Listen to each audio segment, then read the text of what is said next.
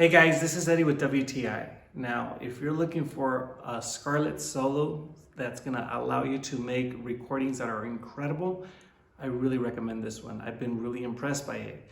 I've been able to use it for podcasts, for voiceovers, for recording music. It's incredible. If you take a look at it, you're gonna notice that it's got a single mic input, which is really cool. It's got 2 gains.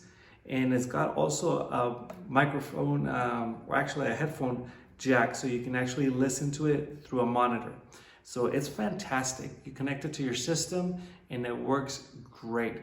I highly recommend this. If you're into recording yourself, singing, or any kind of music, or just for work, like podcasts or voiceovers, you will not regret this purchase. It's one of the best things I've ever purchased. Highly recommend it, and that's my point of view.